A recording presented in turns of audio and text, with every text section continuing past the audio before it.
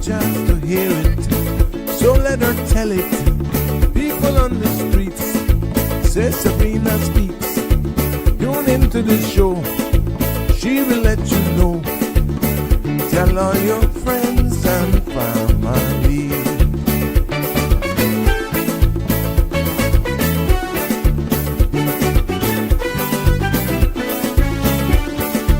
Real talk is no joke. You get the news straight up from grassroots and concerns. You hear some people gone. So tell all your friends to tune in to the Good evening, show. Cayman. I'm Sabrina Turner, and welcome to Sabrina Speaks, your daily dose of clarity, truth, and community insights. Every weekday from 5 to 6:30 p.m., we're tackling the issues that affect you, from national headlines to grassroots concerns. Whether you're in traffic or winding down your day, this is your chance to hear it straight and speak your truth. So buckle up, Cayman. We're not holding back. This is the show. We gotta let you know. Now we got to go.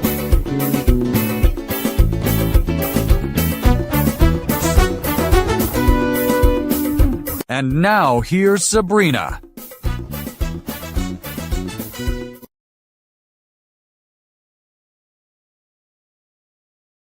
And all yes, happy Monday.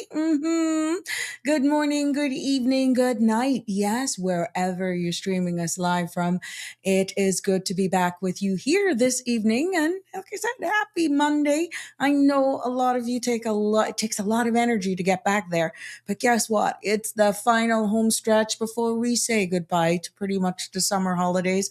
For some of those private schools, some of those kids are already back in school.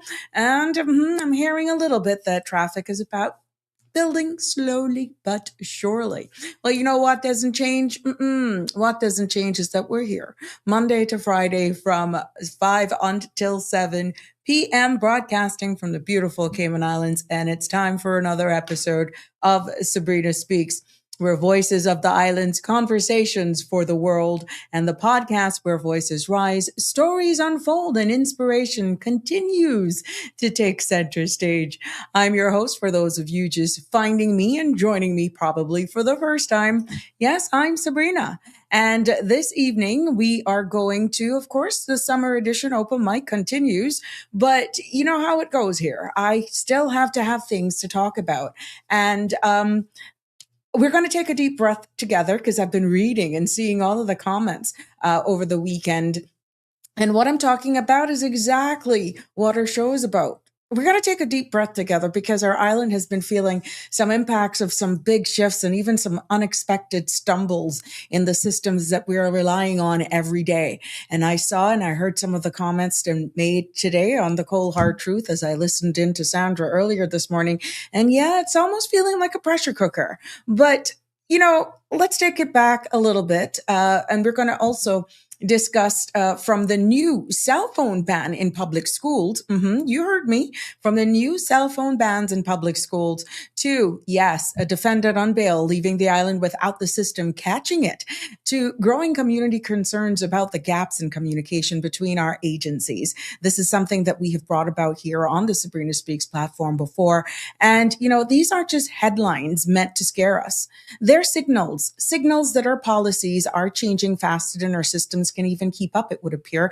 And when that happens, we as Caymanians feel it.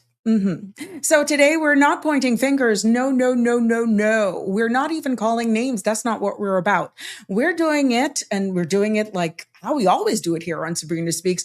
We're just breaking it down in plain language, and we're going to look at the bigger picture, and we're going to talk about it. These issues that affect our people, real families, and our lives as well. Because when policies shift and the systems even stumble, as we're seeing here again, the community deserves clarity. And this is what we're about here. Not confusion. It's about what we're providing. Yeah. So please be reminded here that the Sabrina Speaks Open Mic Summer Edition is always sponsored by and proudly sponsored by Bridgepoint Immigration Consulting. Yes, appointment only for professional guidance. Please give them a call or WhatsApp them. Feel free. 938-1337. And they are the bridge that helps you move confidently into the next chapter. Thank them for their sponsorship. Yes, yes, yes. Now also please be reminded that the views expressed by callers, guests, and online commenters are their own, not those of Bridge Media Limited, its affiliates, the Sabrina Speaks Show, or the host. This program is for general information only and not a substitute for legal, medical, financial, or professional advice.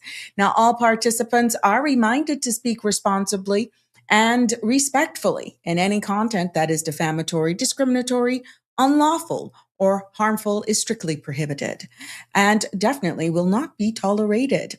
Listener participation implies acceptance of this disclaimer.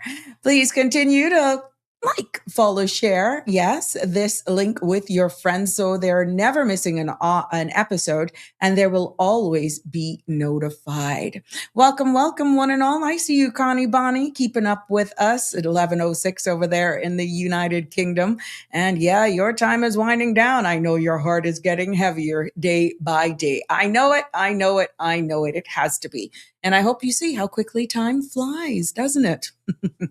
Now let's see what's going on with our weather. Compliments of our friends there at the Cayman Islands National Weather Service. Here's a look at this evening's weather forecast and a sneak peek into tomorrow. The synopsis is calling for moisture influx combined with a low-level trough that will support a few showers across the Cayman Islands this evening. Now, overnight, additional moisture from Cuba may sustain showers with an upper-level trough providing additional support for isolated thunderstorms. A tropical wave, however, is expected to move across the forecasted area on Tuesday, maintaining the potential for unsettled weather.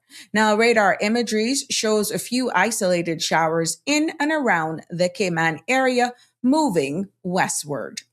The forecast for tonight, however, is calling for partly cloudy skies with cloudy spells and a 40% chance of showers and possible thunder. Temperatures will fall near the low 80s. Winds will be east to northeast 5 to 10 knots, and seas will be slight to moderate with wave heights of 2 to 4 feet. The forecast for tomorrow is calling for partly cloudy skies with cloudy spells and a 40% chance of showers and possible thunder. Temperatures will rise near the low 90s with a heat index of 104 degrees Fahrenheit. Now winds will be easterly 10 to 15 knots and seas will be slight to moderate with wave heights of 2 to 4 feet. There will be a high tide this evening at 8:12, a low tomorrow morning at 2:15 a.m., another high tide at 7:37 tomorrow morning.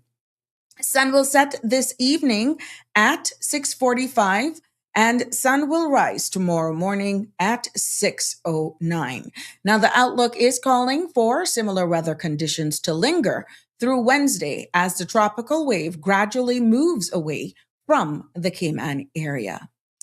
That wraps up our weather segment here this evening on the Sabrina Speaks show. And yes, it is that time where we take a look at what news is making our local, regional, and international headlines here this evening for sure. Just let me grab 2 images here so that I go as quickly as possible. Yes, welcome, welcome, one and all. If it's your first time, it's good to be here with you again for another episode of Sabrina Speaks. Let's take a look at what news is making local headlines here this evening. Starting with breaking news. Yes, we have breaking news reported here by CMR. Breaking news reported a Barracuda attack at Weston Beach. CMR has received reports of another suspected Barracuda attack at Weston Beach. Now, exclusive sources indicate a woman has reportedly lost a toe in the incident and an ambulance was dispatched to the scene within minutes. Now, details remain limited as this is a developing situation, and authorities have not yet issued an official statement. Members of the public, however, are being urged to exercise extreme caution when swimming or entering the water in the area. Now, CMR is working to gather additional information and will provide updates as they become available. Other local news making headlines this evening. Yes, the Cayman Islands welcome home Ryan Thompson. Yes, here in the Cayman Islands, we'll celebrate the homecoming of Caribbean Junior Cycling Champion Ryan Thompson tomorrow, Tuesday, August the 25th at 11 a.m. at Owen Roberts International Airport. Now, Ryan returns after proudly securing gold in the individual time trial, marking his third medal at the Caribbean Championships. Now, officials says his performance continues to highlight Cayman's growing presence in regional cycling, and the public is encouraged to come out and give this young champion a warm Caymanian welcome. Congratulations, Mr. Thompson, and looking forward to seeing more great things come out from you. We see where the Cayman Islands Birch Tree Hill Road will become a one-way northbound. Yes, National Roads Authority is advising motorists that a section of Birch Tree Hill Road in West Bay will shift from two-way traffic to a one-way northbound configuration. Now, the change taking place on Tuesday, the 1st of September this year, applies between Reverend Blackman Road and Stadium Drive. Officials says that the new layout is designed to improve roadway capacity, reduce conflicts between motorists and pedestrians, and enhance overall safety. Drivers are urged to exercise caution, follow posted signs, and observe speed limits as they adjust to the new traffic flow. Now, the Ministry of Planning and NRA thanks the public for their cooperation during this transition. The Cayman Islands Compass is reporting that CUC has secured the largest financing package in its history, totaling US $160 million to support major upgrades to Cayman's electricity system. Now, the utility received US $1 million in August, with another US $60 million to be released in May of 2027. The debt, locked in at interest rates between 6.09% and 6.34%, will repay short-term obligations and fund long-term infrastructure improvements. Now, analyst says Cayman's growing population and expanding economy will push peak demand from 129.5 megawatts in 2025 to 143 megawatts by 2030, requiring significant investment. CUC CFO Letitia Lawrence says that the financing provides stable capital for critical upgrades, supporting reliability, resilience, and future affordability for customers who will ultimately repay the loans through their bills.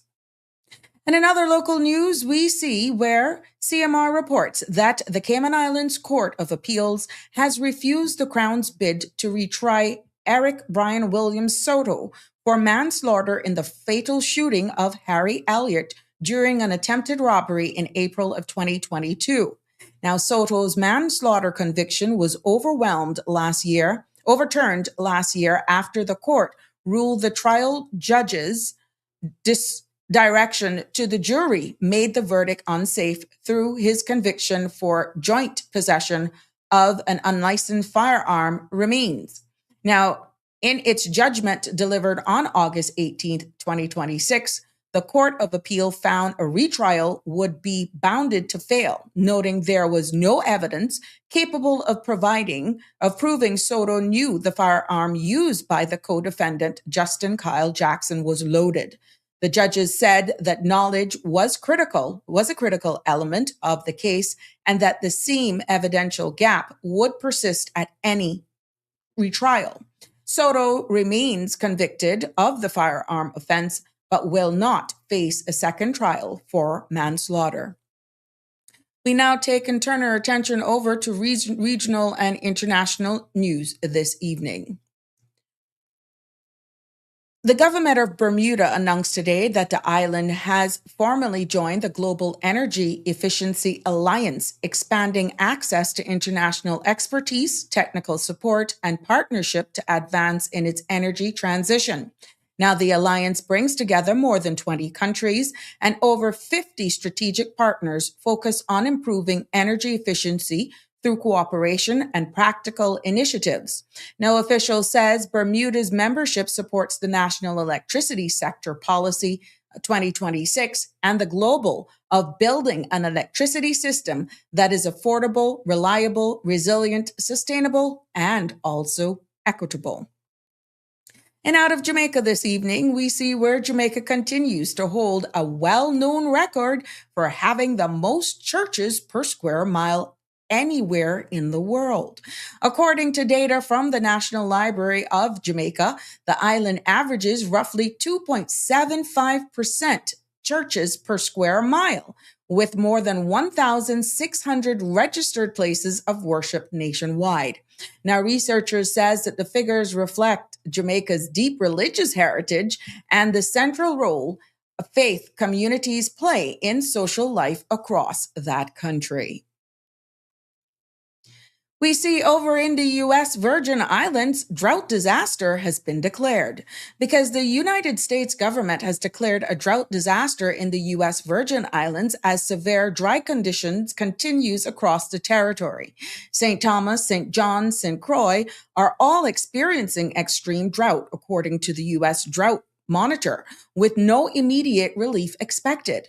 Now, the declaration issued on Thursday opens the door for farmers and agricultural producers to apply for federal emergency loans to help offset losses caused by the prolonged dry spells. And out of Financial Times, we see where, one second, let me grab this image here. I am producing, there we go, got it. Thank you for your patience.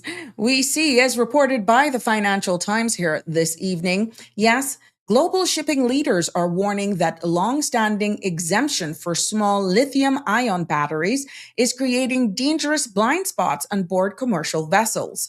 Now, under current rules, thousands of undeclared batteries can be packed into a single container, leaving crews unaware of the cumulative fire risk.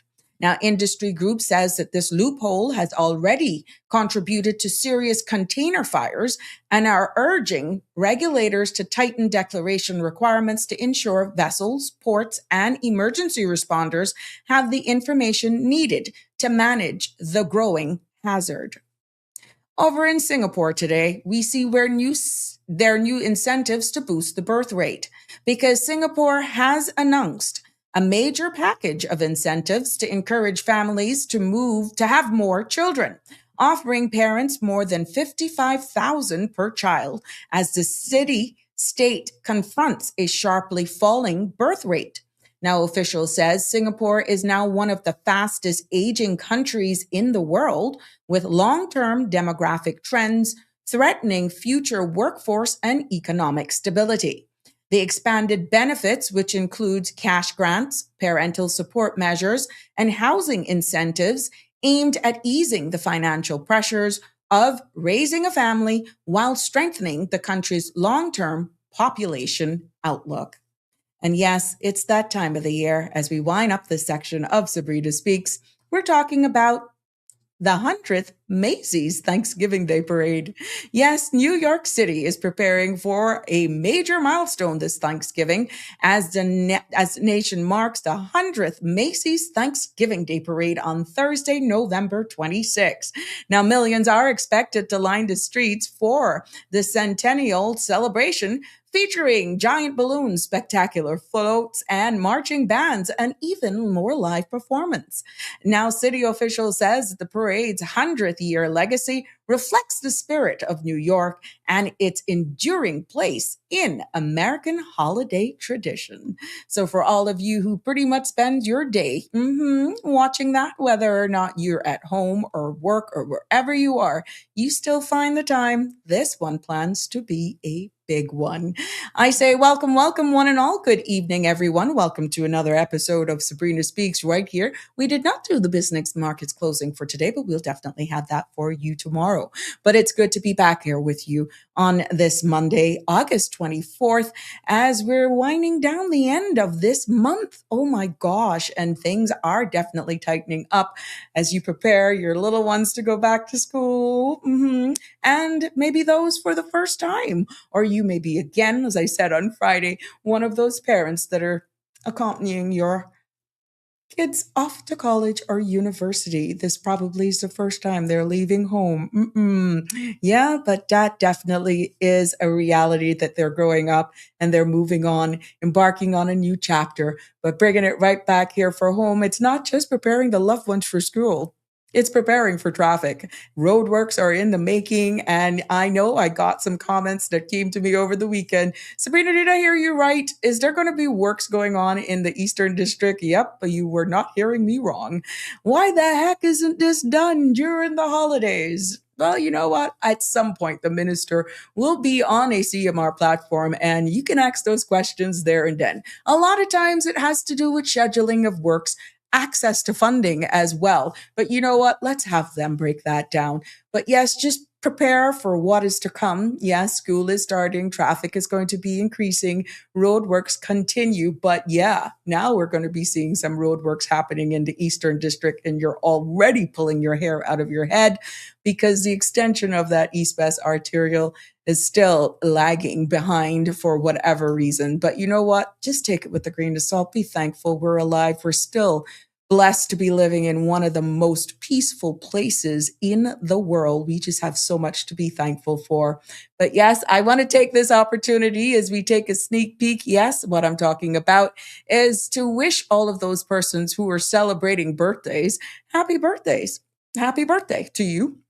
If you've celebrated them over the weekend, maybe today is your big day. Happy birthday to you. Wishing you many, many more and looking out for more blessings to you always. Yes. And for those who are celebrating anniversaries as well, the same. We are going to do the same for you. We're taking this opportunity to wish you all of the best. Now, we know that there are also those amongst us who are mourning the loss of a loved one. Yes, our thoughts and prayers go out to you as you navigate this time together. It's a new chapter, and we know how losing the loved one can be something. Sometimes words cannot even describe it, but we just want you to know that our thoughts and prayers go out to you. And I want to take this opportunity. I saw this just moments ago that the National Gallery community is mourning the passing of Miss Margaret Barwick, who is a pioneer figure in the Cayman Islands visual arts, whose remarkable creative life spanned art, horticulture, and design. Now, Barwick, who arrived here in the Cayman Islands in 1977, helped establish the island's first formal art collective and later led the Cayman's contingent to Cara Festa back in 1981. Now, she played a central role in designing the Queen Elizabeth II Botanic Park and authored the internationally recognized tropical and subtropical trees in 2004. Now, her work has been exhibited across the world, with several pieces held in trust in the National Gallery collection, and Barwick's legacy, rooted in creativity, innovation, and deep dedication to these islands, continues to shape Cayman's culture and horticulture landscape. So our thoughts and prayers go out to the family of the late Miss Barwick, and I'm quite sure we will know more of any memorial services or anything that comes about in regards to that as we become aware of it. But yes, by extension, like I said, our thoughts and prayers go out to all of those who are mourning the loss of a loved one. Let's turn our attention over to what catch my reminder from community service, community announcement. Again, it's that time where you nominate an older person, and it's Older Persons Month Ambassador is coming up, and you want to log on to www.𝗪𝗵𝗲.gov to nominate somebody if you feel they are worthy of this nomination. So it is that time of the year, and you just go on there. The application forms are there as well for you to be abreast of that. I see you, North Carolina love. And the National Trust again. Bat count came in. This is your time to win some cool prizes. That is on the 28th of August, 4 p.m. These will be announced, and it's your time to participate if you want to go out there and count bats. If that's your thing, count bats. We probably need a barracuda biting thing or whatever, counting initiative with whatever is happening. But look, there are great prizes to be won here. There's sunset sales for 2. There's Foster's gift cards as well. And there's 6 $50 gift cards from Kirk's. There's also some stuff cost you less, and only one more week to count. So yes, every 3 counts submitted equals to an entry. So the more you count, the more entries you will be allowed to get the chance to win one of these prizes, which I'm quite sure all of us would be happy to get any one of those right now. Yes, like I said, Connie Bonnie is in the house today. Content creators in Bloom. Damien is here. How you doing? Yes. She's agreeing. Her time is flying by so quickly over there with that little bundle of joy, her grandbaby spoiling that baby rotten. Do it and run. That's what you do. Damien Henry is weighing in, and he's saying, oh, Damien, how are you? He's saying, happy Monday all. Not everyone will understand your choices, and they don't have to. Your responsibility is to live a life that feels true to you, not to seek approval or validation from anyone around you. People have different options, but their understanding isn't necessary for your happiness.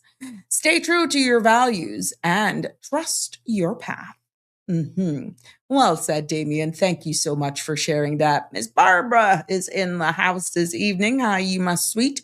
Hope you had a relaxing weekend and you enjoyed it and you're looking forward to this new week. Yes, good evening to you, Carolina love, North Carolina love.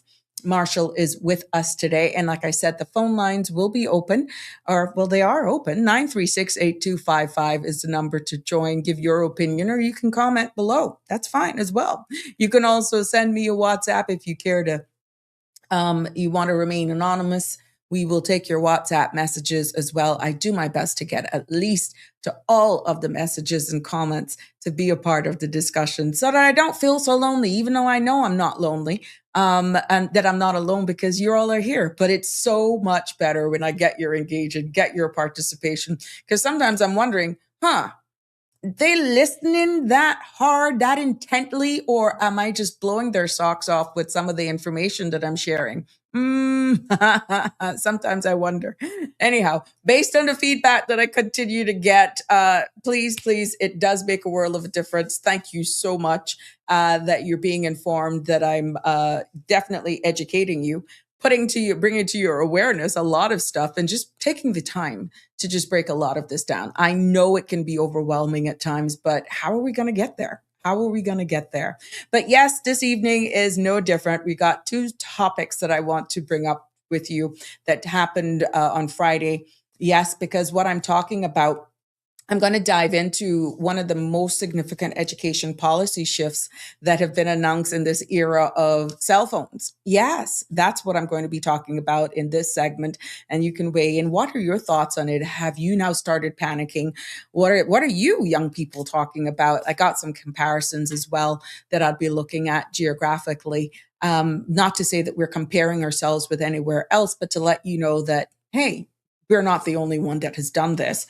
Now, only time will tell, right? But hey, let's get your view on it. Let's talk about together. And what I'm talking about is the Honorable Ralston Anglin, Minister of Education Services, He has announced a complete ban on mobile phones across all government school premises. Now, this decision, and I've seen some comments, I've heard a few as well while I was out and about this weekend, has sparked conversations not only amongst parents, but also some teachers and students. And it's not all bad, to be honest with you, but it has actually sparked conversations. We were hinted at this earlier on in the year, and now it's been announced that this is going to be a ban. And I'm gonna do my best to break it down based on what I understood from the policy. And of course, I'm quite sure in time the honorable minister or representatives from the Ministry or Education themselves will be on the platform, and they will break it down even a little bit more. But it is my intention this evening to break it down with a little bit more clarity and community focused perspective. And of course, you're always willing to share your perspective. It's not my opinion. I'm just sharing with you what is already in the public's domain. And of course, if you have any questions or comments, there will be an opportunity for you to weigh in on this, of course. We know how addicted we are to our cell phones. It's like you can barely keep it out of your hand. How much people have fallen down, how much people have pretty much walked out into the roads totally unaware. Everything is happening around them. When you're out in public spaces, that sort of stuff, you're just totally just glued to these smart devices. Now, what do you think that's happening in the school? Give me your comments. What do you think about it? Do you think it's just too harsh? You think, that we've gotten so attached to these phones that this total ban may actually cause some problems? Well, we don't know. That's why we're talking about it. But guess what? I trust the honorable minister along with his support team based on recommendations, looking at it, taking feedback from incidents that have happened, including students, faculty, teachers, and looking further afield as well in order to come to this decision. They must be satisfied. Now, of course, your feedback is always key, but I'm going to do my best here to break it down based on what I've been seeing and, of course, some of the conversations that have ensued just over the weekend as well. Now, like I said, what the policy says, and this is what I just found, okay, so please bear with me. The minister himself has announced that there's been, as I said at the opening, a total ban on students using personal mobile phones anywhere on government school property. That means no phones in classrooms, no phones during break or lunch, and no phones on the compound, period. That's what we're getting from this. Now, this is announced. Of course, this will become more topical as the days grow closer to school. Maybe after school is open, you will hear some more pushback or support. Whatever it is, you're going to hear some more about it. Now, the goal is simple: reduce distraction, improve focus, and restore the learning environment to what it should be, okay? A place where our students are present, engaged, and protected also from digital noise. And that's one of those distractions that obviously, based on what research, what findings, what report, what feedback they have been receiving, has led to this total ban. Now, this also aligns with the global trends. Yeah, because where countries are seeing themselves tightening school devices and making rules to address attention issues and also cyberbullying and classroom disruptions. So it's just not limited here. We're seeing it further afield and in other jurisdictions. Some of you may say, here she goes again, comparing us with other places. We're different. Oh, no, not really. Not really. Not really. So at the end of the day, when you look at the comparisons with other jurisdiction, right? We can dig into that a little bit more, and I can tell you what countries, but I'll come back to that have actually done this very same thing. But to get to the crooks and the crannies of it, why it matters and the minister's rationale behind it, and what I've found is that in his delivery, he highlighted several concerns, as I alluded to earlier. Academic focus. And guess where he's getting this information from? Teachers report that phones are one of the biggest classroom disruptions, despite them, of course, before this ban, you could have them, but you couldn't use them during certain times, right? There's also noticed that there are social pressures. The constant messaging, group chats, and social media creates obvious anxiety and distraction. Remember the days where you used to text, and if you had one of the old Blackberries, you could see that, I think it was a green light, and you knew when there was a message. And every time you would look, if your phone was nearby and you didn't see the message, because those days, it's not like you have to pop up message on your screen. It was a little bit more antiquated back then. But you knew that there was a message, either a text or whatever was there. And that little green light kept blinking and blinking and blinking until you open it. Then it stopped until another message coming. It's the same thing. Social pressure, this urge to constantly picking up your device, right? And also there was a safety concern as well. There's recording of events that are on the school, posting and sharing viral videos. School environments have led then to conflicts and even in many cases, privacy breaches. Yes, I said it, privacy breaches. And there's also equity as well, the rationale behind it. Not all students have devices. And what we're seeing here is that not having or being able to afford these phones, they can widen social divides. Remember, even though a school environment comes with its own set of restrictions that's preparing our young men and women for the world out there, it is a reality that there's going to be social divides, but not when it's mounted, even though it's reality out here. Do you need that in that confined space at this time?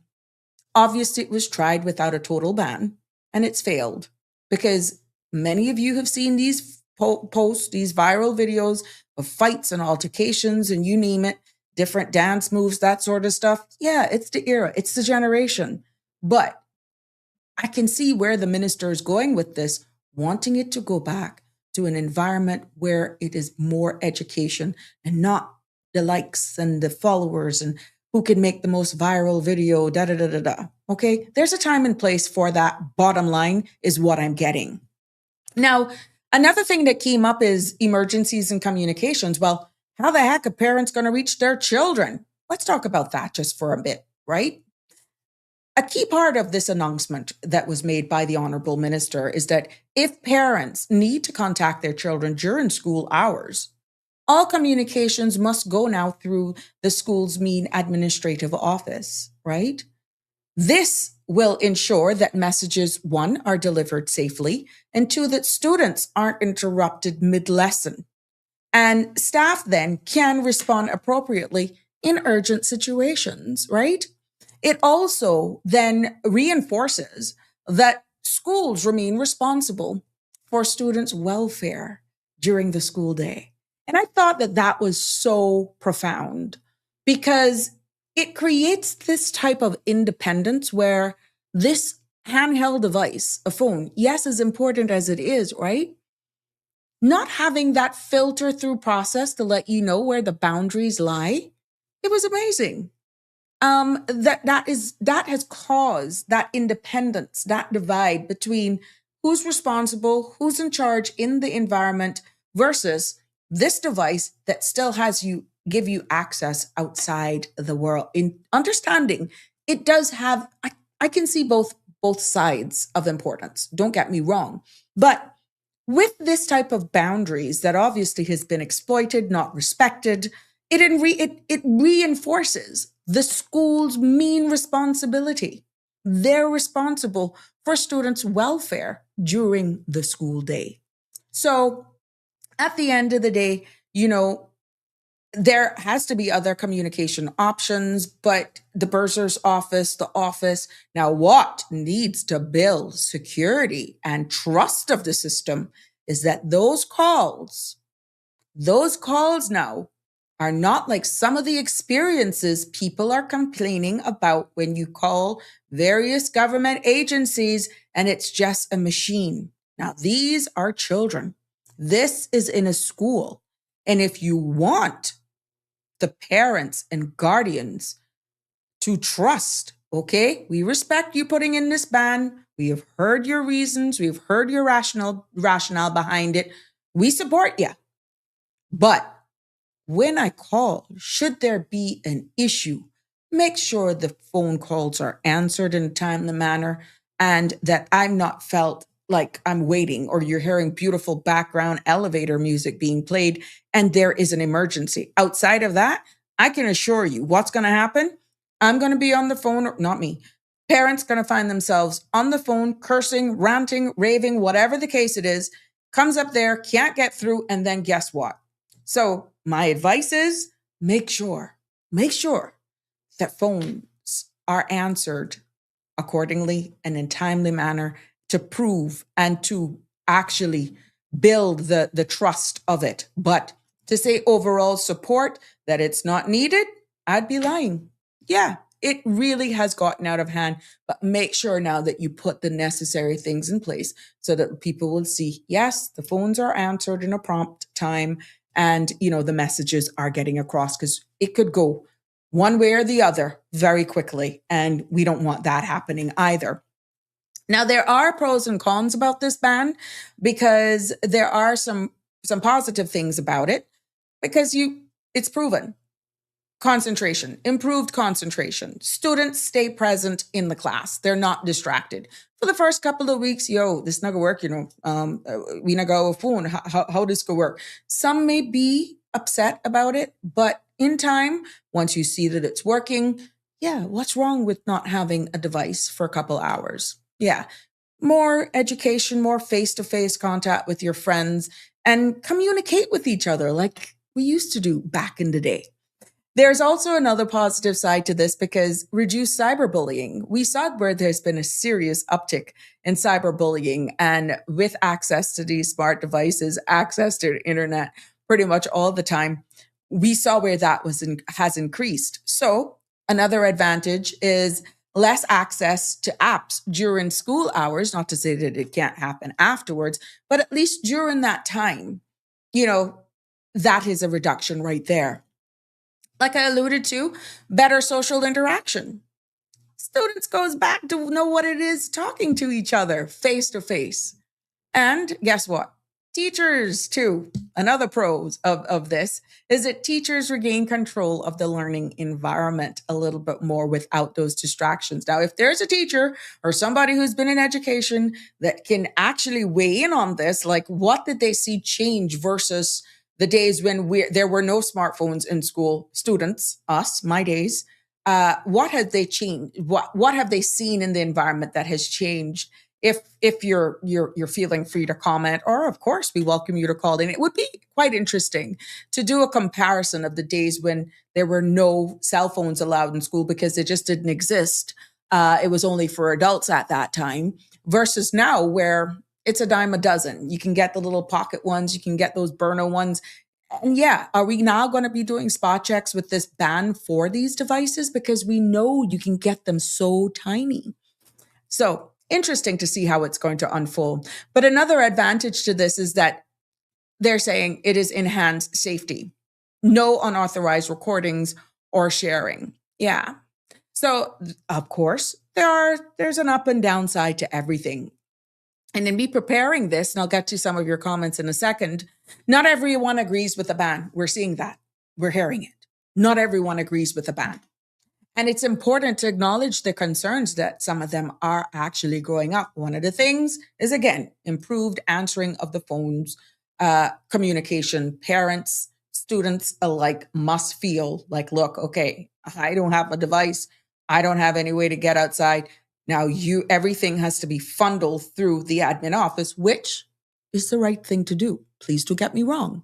But parents now can get worried during emergencies. Students themselves may feel disconnected.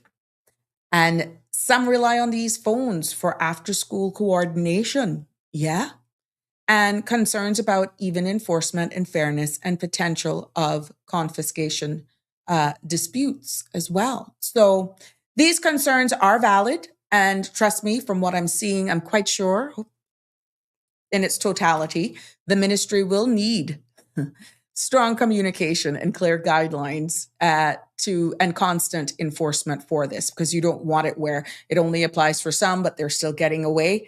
Like accountability, enforcement, there's no sense of putting these rules if it's still being broken. Now, some of you were asking what countries that we're seeing this, but before I go into that, let me just make sure I don't miss any of the comments here. And I thank you for contributing and weighing in on this. I want you all to be a part of this discussion. I would like to get your opinions on it, because I'm just doing it from a research perspective and just dissecting the announcement. And there were other things as well, but this has caught the attention of many. Hence, I'm taking the time to bring it to you today here on the Sabrina Speaks show. Now, Pat Chisholm 5543 says, as a parent of older children, I totally agree. Thumbs up. It's about time. In the classroom for learning and not searching the internet. You have a lot of people agreeing with you, Ms. Chisholm. I can assure you that. Andrew is saying, hi, blessed Monday to you as well. Good to have you here with us.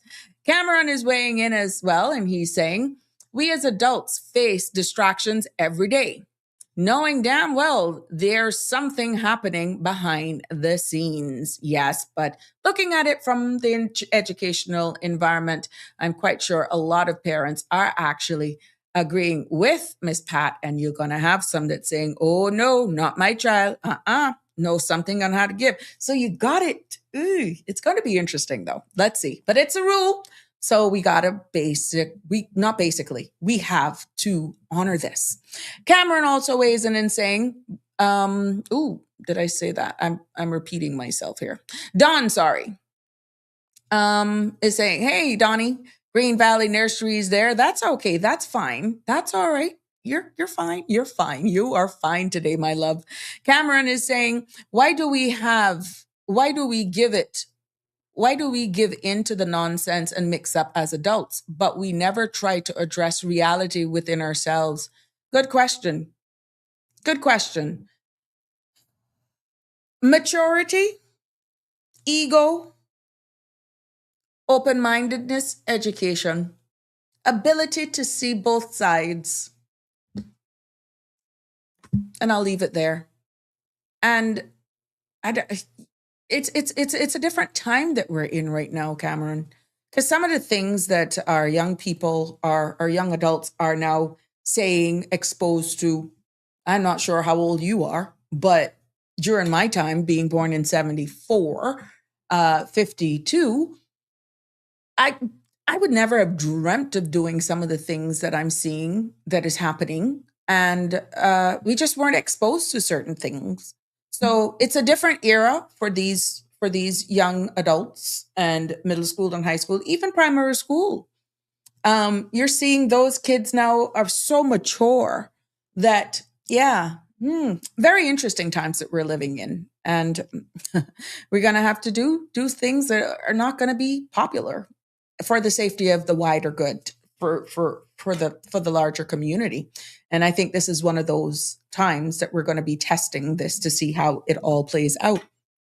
Popularity contest is a question Cameron is asking. That certainly sounds familiar.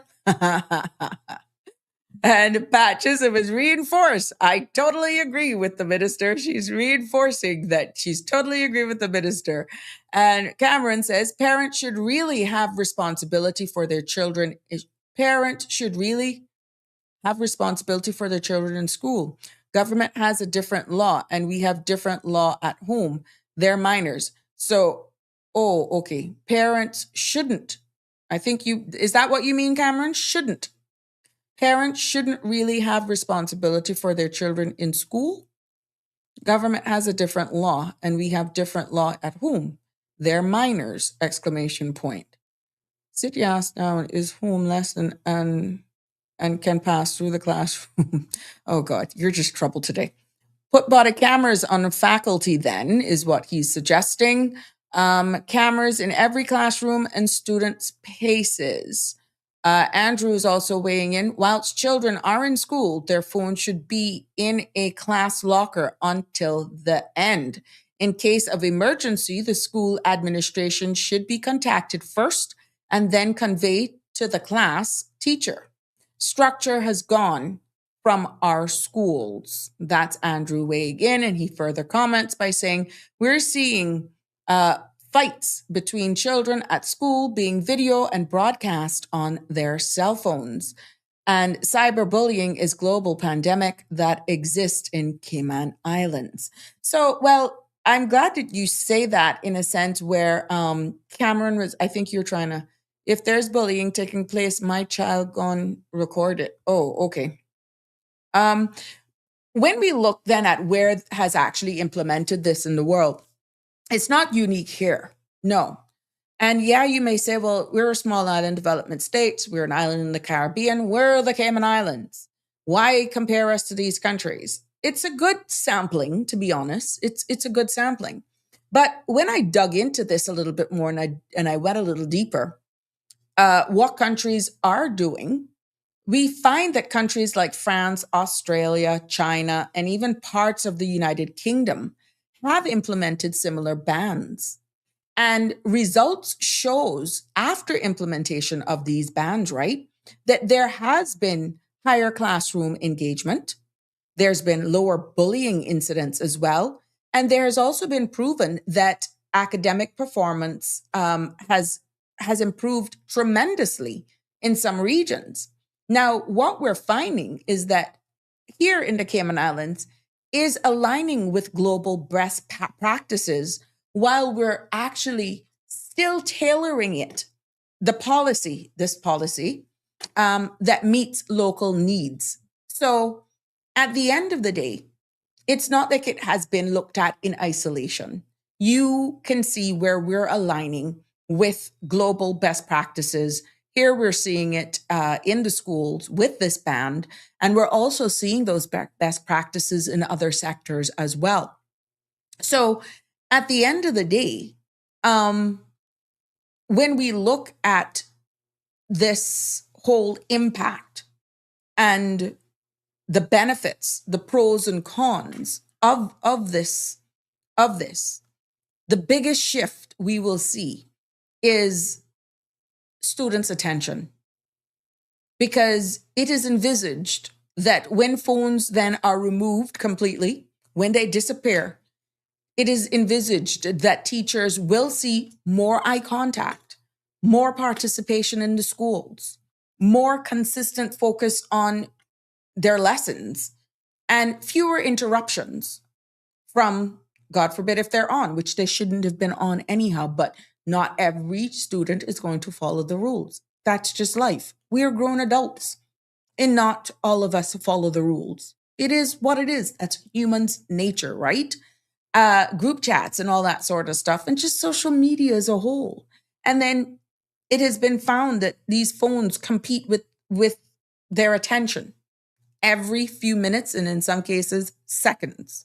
So removing them from the schools, from the classrooms, banning them, which is the policy that has been implemented, restores that classroom as a learning first space. Learning comes first, right? There's also been mental health and social pressures has been proven to be improved. And what they have found is that these phones amplify social comparisons, body imaging pressures.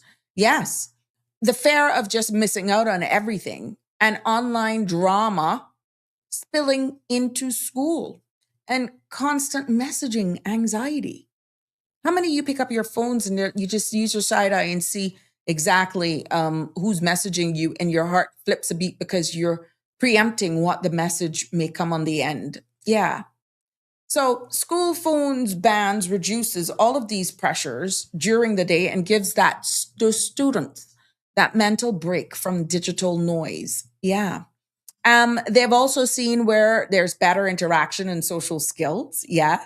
Because teachers worldwide now are reporting when phones are banned, they've seen an increase in children talking to each other more. And also friendships strengthen, and group work becomes much easier, and break times become more active and social. So let's see what happens, because schools becoming communities again and not silent rooms full of students staring at their screens, getting crook neck and carpal tunnel. So I'm excited to see the outcomes of this. And if it's anything like some of the results that we're receiving this year, if academic performance improves because of this, yes, yes. The studies do compare that countries that implement bans, such as France, Australia, and China, saw higher test scores. Yeah. Better lessons retention as well, and more consistent homework completion. Now, that means it must be, there's some things going on at home as well that parents are in support of this. And yeah, so it's going to be interesting. But the safety part is where a lot of people are concerned. Yeah. Because they look at it as a risk, as a safety risk. Recording teachers, filming students, posting school incidents online, they go viral. Location and tracking as well, and unauthorized communication, even during emergencies. It can cause some serious misinformation and just additional havoc. So what they're seeing now is that bans protects the student privacies, teachers' dignity, and school security from a bigger thing. Now, hello, I am going here because of what we have seen, right? When parents call the main office, the school can respond appropriately. I said that. But they got to make sure that they implement a system that is working and that people can actually feel as though they can trust it. Yeah. So Cameron is saying, what are you up to now? That's because parents prefer to let the internet raise their children rather than human engagement. But isn't that a normal thing right now? How much people just throw a smart device into young children's hands and just let that do the raising? I mean, you want to occupy a kid, you just give them your phone, you put it, all depends on the age, and you put it on something on Netflix or stuff that just keeps the child occupied. And then what? Yeah. Isn't that the way of the world now, though? Damian Henry says, leave smartphones at home and bring back a basic phone to school that they can only make calls and send text messages. Well, there you go. That's a suggestion. Oh, Lord, here we go again with mental health. But it does have an impact, Cameron. It does have an impact, whether or not you disagree. If you look at the impact of digital, social media, the impacts of just screen time, and of course, it does have mental impact on people. You know how much people just live for the likes, live for the followers, and who will just be totally drained, just done by constant negative feedback on their social media platforms. Understanding how quickly something can go viral nowadays, Cameron. Do you know what that is like when you're the constant focus of attention and it's nothing good? You got to be very strong. And especially if you're in a small island jurisdiction where everyone knows everyone, it can mess you up from going to the store, want to be seen in public, to getting a job, to even making an honest living. So if you think this platform, like others, social media, things going viral, and with all of the AI things now that they can just get your voice, they can learn your patterns, and something goes viral saying, that's what Sabrina said. It's up to me now to prove that it wasn't me. Do you know what mental anguish that can be? Now, flip it on the other side with cyberbullying. Yeah. So, do you think it's bull? You haven't been on the receiving end. Live Happy is saying, if my phone don't ring, I don't look at it. Let me tell you something. I could be honest with you.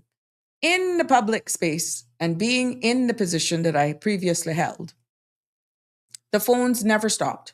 in meetings, no matter what you were doing. You could be delivering a speech in Parliament, despite you have your assistants and all this sort of stuff. And do not misread this.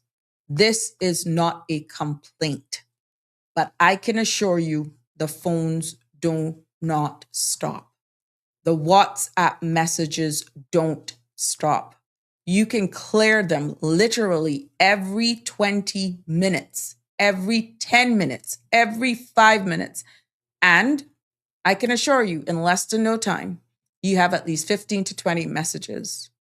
Yeah, that is not a complaint. And how it is right now with accessibility, you don't answer in a certain time, it can go disastrous with no understanding that you are either occupied doing something within the ministry, doing something else, or you're in a position where you just can't get to your phone. But this is why assistants help. Robotic.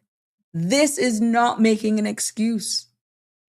So this thing of being fascinated, and if you're not having a structured system where you have that support, that help, and you have some people that, look, they want their representative. They don't want an assistant.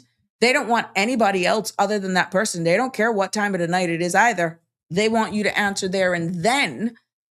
It can be really, really put on a lot of pressure.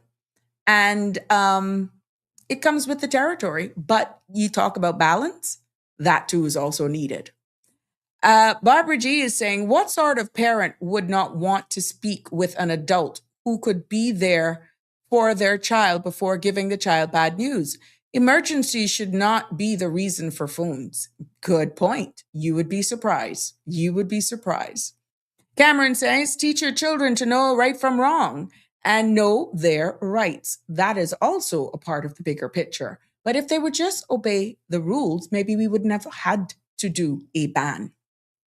Andrew weighs in and says, question, Sabrina.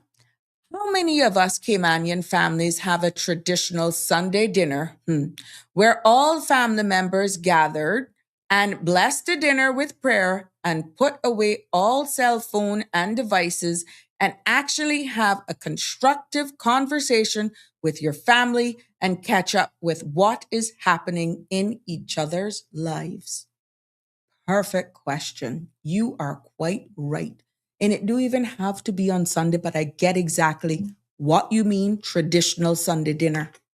With the way right now that people are having to work double, triple, quadruple to just keep the lights on and food on the table, this, in many occasions, is just a dream. Even for long weekends, maybe the first time families have gotten together in a while besides Easter or funeral or a wedding or something like that, right? Was during Easter. That was the last time, or they were on vacation if they could afford it. It is times like these that this tradition that you're alluding to, on Andrew, is sometimes the only time.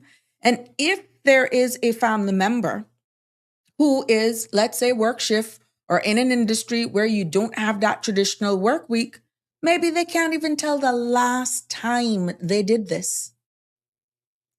Our society, this culture that you're describing, has so long gone and continues to be eroded because of things and times have changed. Society has changed. Survival is now a priority because it's almost as though even when you get your time, you just want to just veg out on the couch. Sitting at the table, you bless your food. Yeah, that is a tradition that has instilled in me. I bless my food. But this, you can't think. You cook your Sunday dinner and pretty much everybody has their own plans. Oh, this one going for brunch, that one going for this going. It's almost like you have to rein them in, like you herd, like herding cows.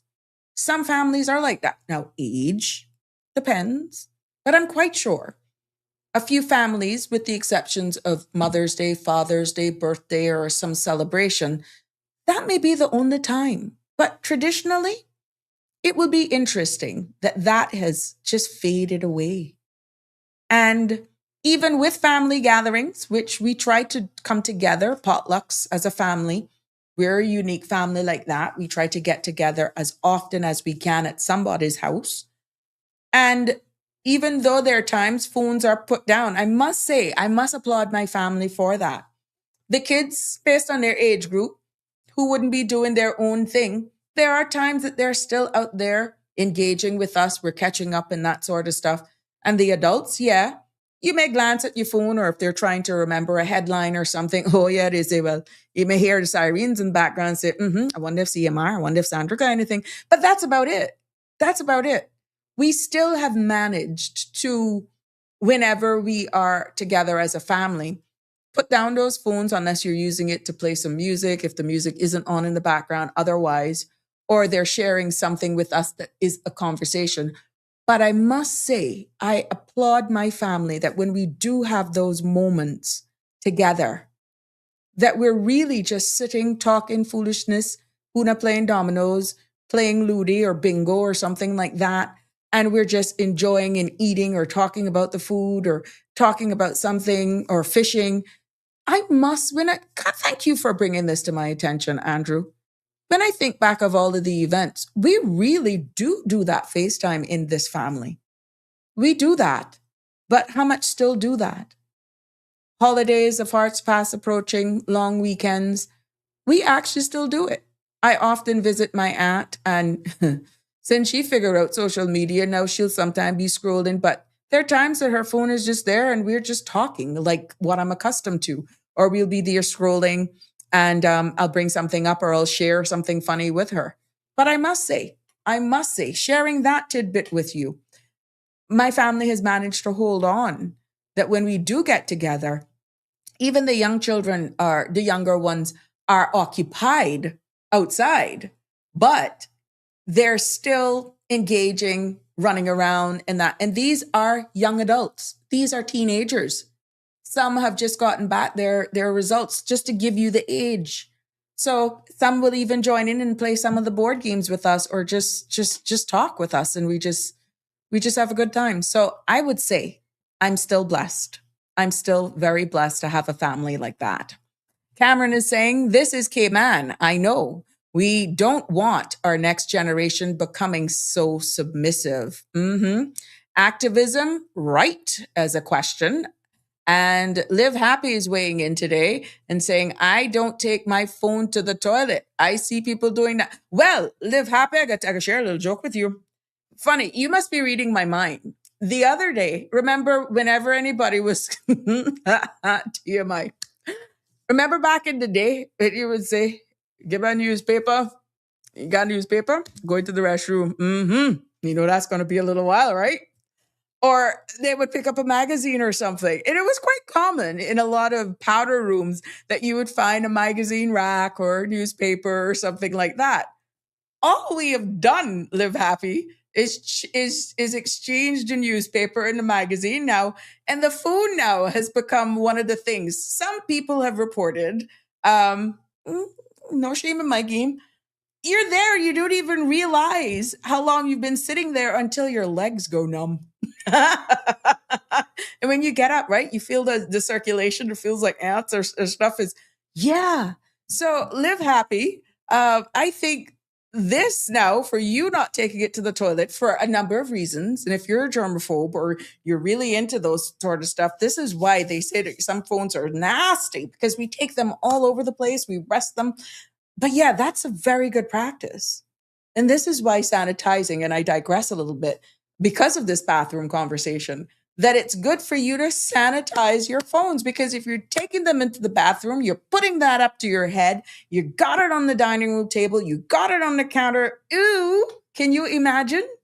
Yeah. So I just think, 𝗪𝗵𝗲, that the phones now, because of what you can get access to, has just replaced newspapers and magazine, which is why they're ending up in the bathrooms. 𝗪𝗵𝗲 is way again saying, I support it because meaning the phones banned in school. I support it because this texting abbreviation suppresses grammar and punctuation skills, and poor vocabulary bugs me. Young people need to work. Oh, young people need to work on their word skills. They speak like they text. You are quite right. And some of them, I have seen some of the younger people, instead, like we would do a joke or something, and instead of them laughing out like a real nice laugh, they'd say LOL, laugh out loud. And they're actually happy. They're sharing in with the joke, but LOL, laugh out loud. But yet they're not laughing. Yeah, weird. So even limiting your expression because that's now being abbreviated is another, what a mess we are in. Let me tell you something. What a mess we're in. Miss Pat Chisholm 5543 says, not many. I'm sure, which is a shame, meaning the Sunday traditions. Yeah, Miss Pat, I'm quite sure a lot of them are not doing it. A lot. And that has been diluted, but it's something that we're used to. I can remember that as a child, but thank you for your comment on that. Andrew says, so many homes have these big, hey, oh Lord. Let me go. So many homes have these big dinner tables and big dining rooms with chandeliers, etc., that are not being used. Chinaware in these fancy cabinets, and then they die. Message from this personal interaction with family and friends is what living is all about. Time is promised to no man. Andrew, I don't own a china cabinet. Nope. I use everything. When I tell you, and I gone very local, everything. I do not worship a thing. You hear what I tell you? Because, like you say, we got die and leave it. Raising up with my grandmother, there was a special china set that she had. And I think I got a teacup set out of it. My aunt gave me a teacup set out of it because I raised up seeing this. But that was tradition back then, right? And I'm 52? And I learned the story behind that because when my grandmother found that beautiful set away, she fell down. I just learned this the other day. She fell down trying to get this plate set. Wherever it was they were away, they had seen this. And the set is the same age of me. So she was like, well, we don't use these things. And, whoever wants pieces out of this set can have them. For me, I just took a cup and saucer. But the story behind that was amazing. And I can remember as a child growing up, there was this big china cabinet. Remember the fruit punch, the bowl? What do you call it? The bowl that you'd had the punch in it with the cups all hanging around it, and you had the ladle to pick up. What do you call that? The punch bowl? Anyhow, even one of those I raised up seeing had. And you could count how much times I can recall that set being used. Bless their souls. They're now gone. And here we are. My aunt still protects them, but now allowing us pieces of it. Now, I cherish it because they don't make stuff like that anymore. And it has a lot of sentimental value to me. But unless I explain that to my children and my cousins understand the story and they explain it to their children, maybe they will not have the same attachment to it because they didn't raise up seeing these things. Punch bowl, yes. Thanks, Andrew. And all of these things now doesn't matter. Unless you go to a 5-star restaurant, that sort of stuff, and you have these, remember when they had Waterford and Wedgwood store? Oh yeah, beautiful pieces. I bought the sets only because I love the patterns. But then when I realized that certain of them, you couldn't even put in the microwave because yes, I use my stuff. Sarah's Garden is a beautiful pattern that I loved. And 𝗪𝗡 had some glasses that were, did we remember when he died? They were getting, I wouldn't say they were selling them out, but they were quite affordable. The best orange juice, I tell you right now, can be drunk out of a Waterford and Wedgwood crystal. And they were economical. But you would come and you would be around me and you would be drinking out of 𝗪𝗡 and Waterford and you would never know. Why? Because I don't worship them. I don't worship them. I use them. And when I give you it, it's not going to be, you know what you're drinking out of? No, because I want you to be comfortable. But then what's the sense of having them and not use them? Makes no sense, right? But yeah, if we don't have that conversation in my immediate family, those kids are not going to be able to understand it. And I have seen so much of that. I think things and times have changed now. You're not getting a lot of people who are, when they're getting married, go to register now for these place settings and all of this sort of stuff. Back in the day, it was huge. If you wasn't registered at Kirk Freeport, oh boy, you wasn't saying anything. And then you're like, when are you going to use them? Christmas? Yeah. Now, collector's item, if you manage to keep the boxes and that sort of stuff. Yeah, it's good to have. But at the end of the day, we have gone, again, and it just shows how things and times have changed. You would expect certain cutlery and that sort of stuff at a 5-star dining. How much people really can afford that now? Even with weddings nowadays, it's more relaxed. It's just certain things you don't do. People are doing more destination weddings or more intimate settings and have a nice, a ceremony that is more intimate, smaller in number. Look at the bridal parties. How much weddings you really see right nowadays with 6, 8 bridesmaids and groomsmen. Everything has just been cut back, and it's the same thing. It is the same thing we're seeing in our homes. Traditions and what really matters have changed. It's just a different time that we're living in. And now we're fighting with a digital age, going back to these bans and putting in certain things within our schools that, oh my God, class of 1990 was the furthest thing away from the teachers' minds back in our days when I was in high school. And I can see it, where things and the rules have had to get sharper, even when I then had my own children and they were going through the schools, where things and times have changed, and it's happening so quickly, yet so subtly, that you're not even realizing until announcements and policies like these are then introduced. And then you reminisce and you look back, and it forces you to pause and says, oh my God, at what point did we get here? When did it get away? At what point was it okay for pants, where uniforms are concerned, to be worn below your waist?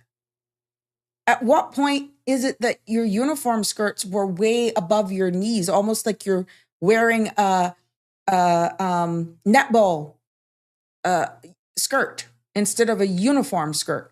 At what point did we get where, it is more glitz and glam than your hair just nicely groomed and without all of these things that you would only find in adults? Yeah, a lot of these things are distracting, and there's a time and a place for everything. It's not that you're holding them back. Maybe there may be some who has a strength in beautician, in the arts, and that sort of stuff, then fine.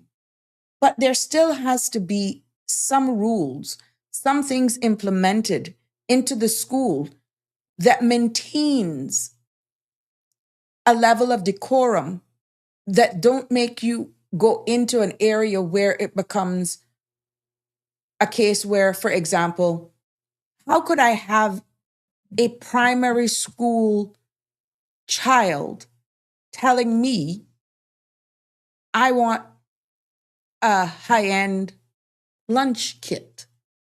Or, some of the popular brands that I only want this type of water bottle, or that this school bag, I am all for durability. But when has it gotten to the point that it's definitely a branding, right? And a primary school child telling you, this is what I want. And this is why back in the day, when we used to go to school, sneakers, color the shoes, and that sort of stuff, you may not have liked it, but it was less drama over material things. And we focused on the reason why we were in school more than who got this, who got that, and all that sort of stuff. Who's wearing the Nike, who's wearing kangaroo, I not even know the Converse. You get where I'm going with this? How we got here. And yeah, it's really a different time. My heart goes out to the parents. A lot of it stems from the parents. A lot of it and stems with even the teachers trying to enforce these new policies as well. So it's going to take a community effort, both the parents and the teachers and everyone, guardians as well, to make sure that we try to get back to what our school and classrooms were or are intended to be, instead of this almost a fashion statement that creates loan problems. Andrew says, give me a conch stew, turtle dinner, or steamed fish cook on my grandmother's caboose wood fire, or a ceramic plate and plastic glass, red aid drink, and I'm fine.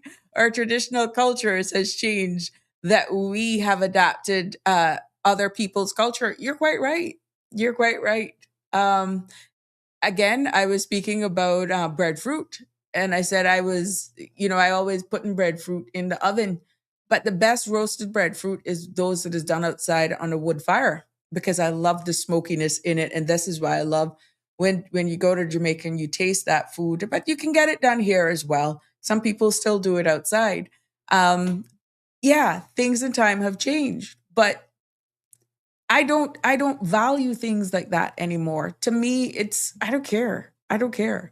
But I'm not going to worship them. If we have them, we use them. But to me, a plate is a plate, a glass is a glass, a fork is a fork. It doesn't matter to me one bit. Barbara G, I have always had a special china set, but it was used every weekend for my kids. Good for you.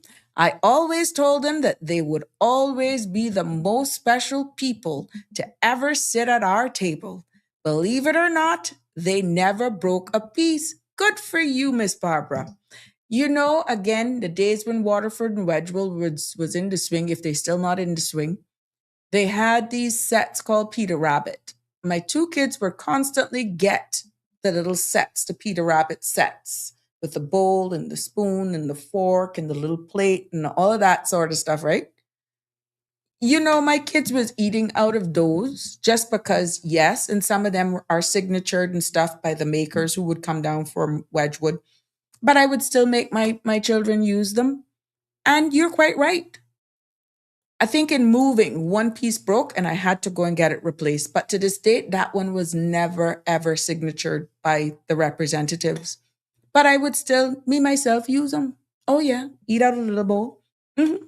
And they never broke them. I could have given my two sons glasses to drink out of, and it was like nothing.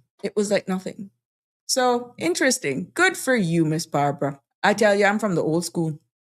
Andrew is saying, our children are not being taught about the old culture of cooking and the way of life so they can appreciate who we are as Caymanian people. And this is why I said, unless I pass that down, unless my other cousins, tell it to their children, yeah, it's going to be lost.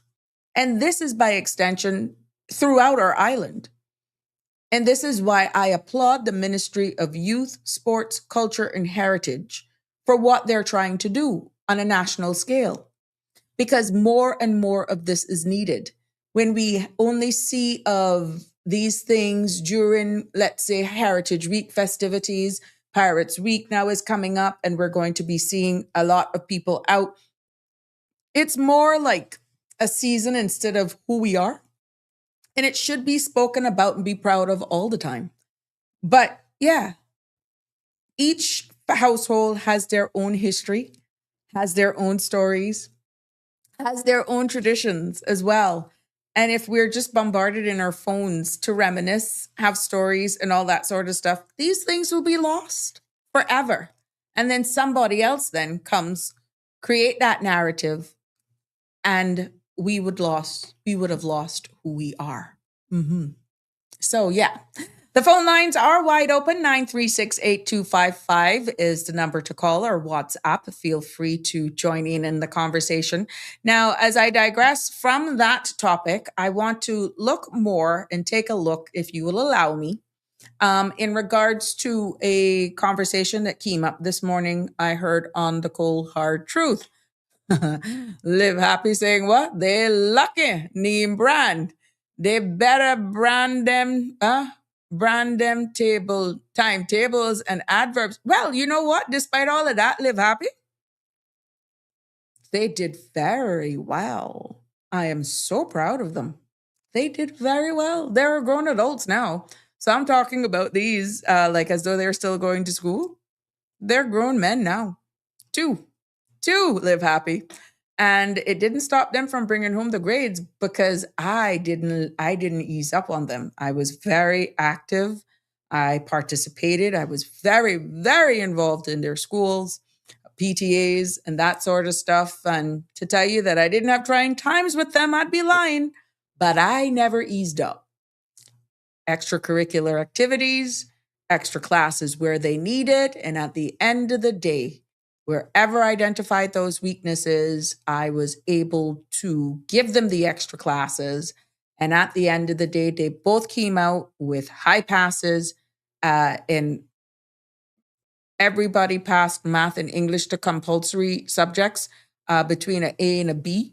And they have gone up. I think I've shared the story here with you guys, how I invested in both of them because math were their weakest subjects. And at the end of the day, when they got their finals, they both came out, either one got an A and one got a B at the end of the day, and that's coming from a D. And they always struggled with math, but that is from primary school and straight through high school. I never stopped. Extra classes on Saturdays during the week, multiple different places, and hello, they were able to master it. So, yeah, Miss Barbara is saying, if someone wants me to advertise their name on my on my butt, they've got to pay me, not the other way around. God dug it. Okay. Oh, you got a sense of humor, Miss Barbara, but I can't wrong you there, my love. Can't wrong you there. OMG. But yeah, please allow me to go into this little segment. I don't know if we'll be able to cover it all today, but what I want to talk about is the get your opinion on this, because I heard it this morning. It is 6:27, so we got half hour. Maybe we can cover a good chunk of it. I looked into it a little deeper. And what I'm talking about is two recent cases. One where a man was living here, and we did an entire show on that one, for 15 years.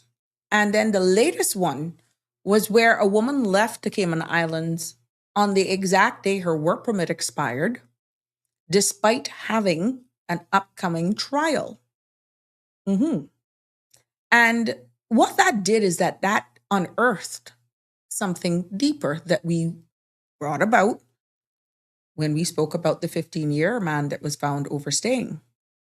No corruption, no conspiracy. But again, it further highlights operational weaknesses, obvious communication gaps, and systemic failures that continues to affect us all. So at the end of the day, let's go back and come to current. We reported on this. Sandra did a huge article on it. I did an entire episode on it.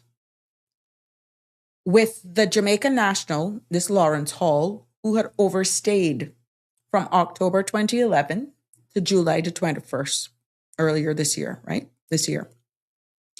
It was discovered in his discovery that he lived, worked, drove, ate, slept, and functioned amongst us here for 15 years without detection. Okay. What we noticed in that particular case is that Chief Magistrate openly questioned how he was able to support himself, how he was able to move around, and how he even remained invisible in the system. Now, where we are is that a pre-sentence report was ordered to understand exactly his specific circumstances. What this proves about the operational arm, and please, this is not pointing the fingers again, this is just pointing out the obvious. For a matter of civic education and awareness, let's go back over it again. CBC's monitoring system did not detect a 15-year overstayer for whatever reason, okay? Interagencies data sharing appears limited or inconsistent. We look at administrative borders, not physical borders, administrative, obviously has some gaps that are wide enough for someone to remain unnoticed. And here we have it now for 15 years. We see where the operational arm workflows, civil service workflows, may not be designed for long-term tracking, of expired permissions, right? And then we also noticed in this particular case, no unified national ID systems that flags at this time expired immigration status across agencies. Now let's look at it from a community standpoint. If someone can live here for 15 years without detection, what does that say about the system? Not about any one officer, not about any one department, but about the architecture, the structure of how we manage people, information, data, and compliance. Okay? Then we look at the most recent case. Listen to this one, if you missed it this morning. A Jamaican national was charged with criminal trespass and common assault. And she was informed that her trial date was on June 18 of 2026. Now, her work permit expired June 20th, 2026, and she left on the same date. What is being reported is that she did not return for her August 20th, 2026 summary court hearing, and CBC confirmed that she had departed the jurisdiction. What we're seeing in this case is that the chief magistrate indicated or incited an arrest warrant would be issued, and a separate failed to surrender charge was dismissed because no warrant had been active on August 3rd. Now, WORC's work permit expiry system in itself does not automatically cross-check with court bail conditions from what we're finding. CBC's departure controls, obviously, did not flag that she was on bail. Obvious. Court communication systems did not trigger a do not depart alert unless they may have felt that she did not pose a flight risk. And for that matter, travel documents were not held. I stand to be corrected. Obviously, they were not withheld if she departed, right? We're seeing interagencies coordination between WORC, CBC, and the judicial administration is not seamless. And timing gaps as well, because 2 days between notice of trial and permit expiry obviously creates a loophole, right? Yeah. She didn't escape, my friends, from what is in the public's domain, what's being reported. She didn't escape. She didn't run through bushes. She didn't walk through the airport, under an assumed identity at this stage. She went through there, checked in, boarded a flight, and left. Because the systems didn't talk to itself. Or maybe they weren't flagged because maybe she wasn't considered a flight risk. So there's a lot of what ifs and other questions to come about here, right? And context matters. Tash Bodden is saying, but if she was in bail, then RCIP's courts should have held her passport. How did she leave? Well, based on the thing, obviously she had her documents and she was not probably considered a flight risk. Hence, she was able to leave, obviously on her travel documents, unless something else we're not aware of. But according to the system, she's departed without anything being known. Tash Bodden also comments, all foreign nationals who are charged have their passports held unless they can show just cause, bracketed, and post monetary bail by Caymanian surety. Then they are allowed to travel during a specific period. You're quite right. Andrew saying, question, is if her permit expired and she had this court case coming, would immigration give her extension to remain here until then? All excellent questions. But the thing is, I'm quite sure at some point, the judiciary would have been aware of her immigration status, that she was not a status holder, permanent resident holder, and that she was here, not free of immigration control, which means at some point there would be an expiry date somewhere, right? Where was the communication breakdown? I mean, we're not talking about someone who has been caught, not that we're diluting the cause of the arrest or the charges, for evasion of custom duties. And I stick a pin right there. When I heard of this, one particular incident came to mind. Very prominent Caymanian, born, bred, business owner, here is home, was alleged, formally charged for evasion of customs duty.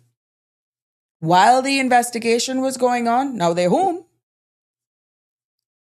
travel documents taken from the Caymanian national because they posed a flight risk for an investigation into evasion of customs duty. The difference between the two here is a number of things. This lady, a Jamaican national, on a work permit, charged with criminal trespass and common assault,